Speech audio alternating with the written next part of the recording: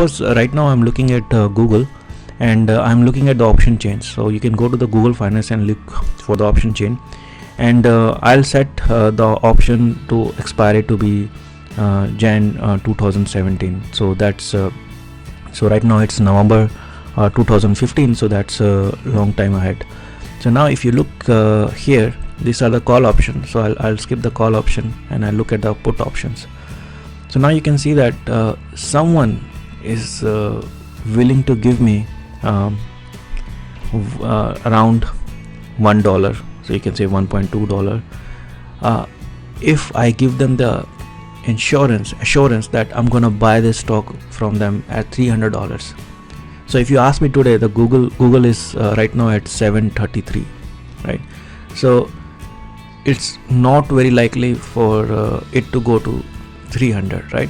So if it's not likely to go to 300, then the risk is very, very low. It's maybe like there's a 1% chance that it will go to 300. Even if the recession comes in, it may not go to 300. So the risk is very low. And in that case, I'm gonna get around $1 or something, right? So my return will be around $1. So keep in mind, this is not $1. So when you sell one contract, you multiply this by 100, so you're gonna get around 100 something dollars for you. And what's gonna be my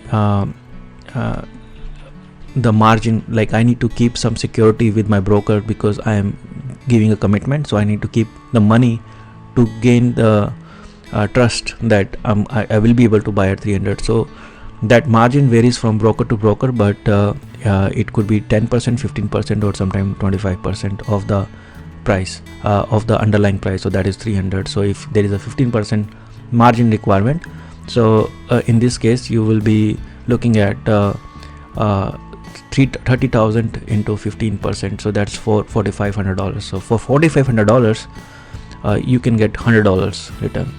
But if you want to increase the risk, you can further go here, and then you can look at $500. So if I'm looking for $500, someone is willing to pay me $12 for this, right?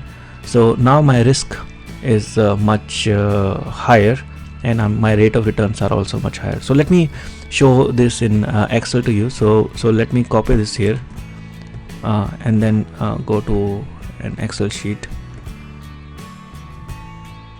And this is the Excel sheet. Let me zoom it up, and I'll paste that information here. So let me have to copy that again, and that's here, right? So now I will delete, or these are, because there is a spread here, so I'm gonna delete this, and I'm gonna take an average of the spread,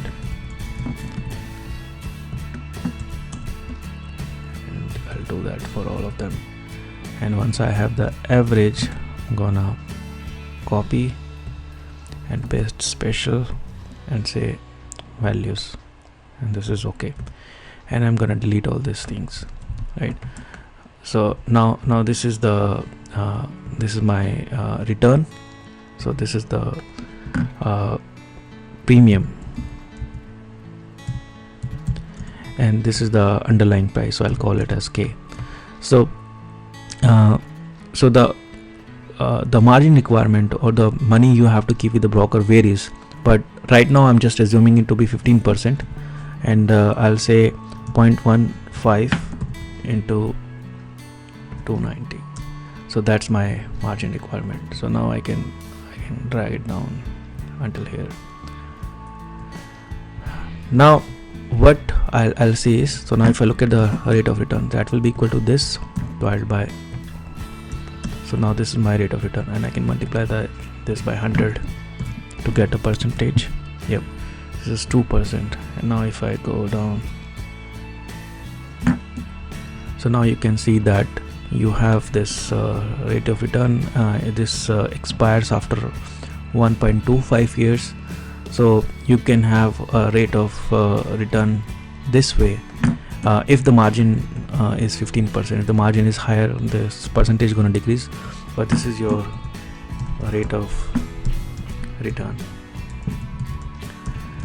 And then this rate of return is increasing but as you are willing to take more risk. So if you're willing to commit for 450, then your rate of return gonna be 10%, and that's pretty high, and it's not very likely for it to go to 450. Again, I'm using 15%. If I use the margin to be 25, then that will make a whole lot of difference. So now you can see that for 450 now it's only 6%, but that's still not a very bad return. But keep in mind that if you are doing, so let me if you are using this method, if somehow the stock goes down, you're gonna lose a lot of money, so you should be prepared to buy at that price. So in other words, so suppose if you have $30,000 with you, right? So if you have $30,000, then you are sure that you can buy the stock if it goes to 300, right?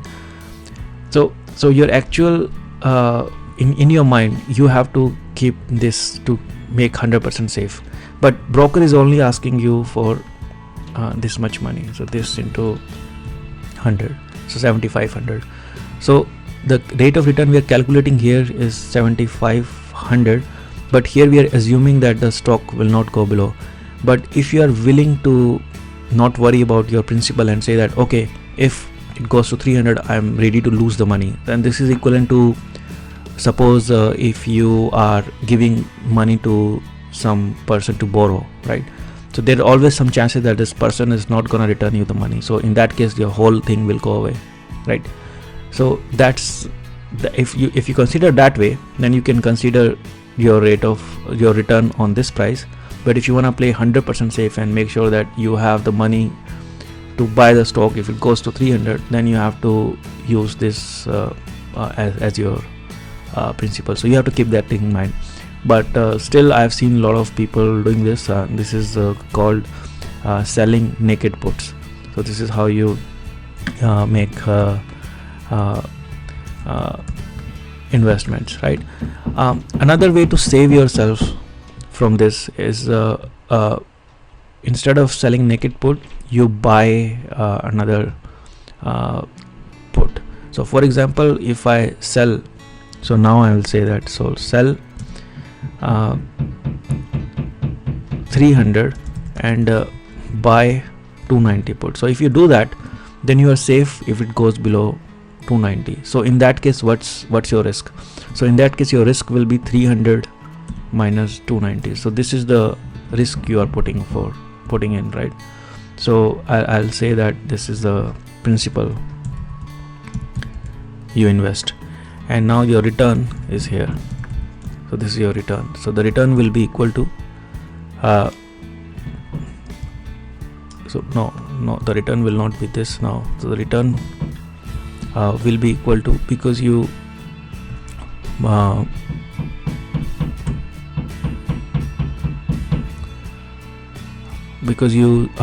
sold this one but you bought this one, so your return will be lower. So your return is this much, but your in this case your premium requirement, your principal requirement is also less. It's not that high, right?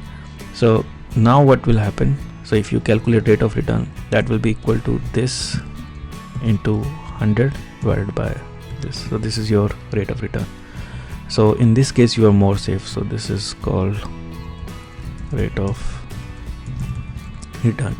So now if I keep doing this, so you can say that, see that I can go until here, and now you can see that your principal is always same, but the more risk you take. Okay, I got a negative values here. This is because the prices are not well defined here. There's a lot of spread, so I can just ignore this part, or maybe this part, and we can just look into the higher end range. So now you can see here that if you invest in a spread between 430 and 440, you need to spend $10 and you're gonna get 50 cents out of it. So that's a $5 price. It's a 5% return. And same thing if you invest in higher risky stocks. For example, if you spend between 500 and 490, then you're gonna get $1.1 or 11% return. Again, if the stock goes below 490, if it goes to 480, in the end you're gonna lose all your $10. So again, you're gonna lose all your principals. But I hope that this makes sense, that this is one of the way you can find a way to invest with a given risk. Because you are your own boss, you can select what kind of risk you want to take and how much return do you want. So you can do that using this strategy. So I hope this video helped, and if you have any questions, feel free to put a comment, or also go to our Facebook page and leave a comment. So I'll see you later then. Thank you.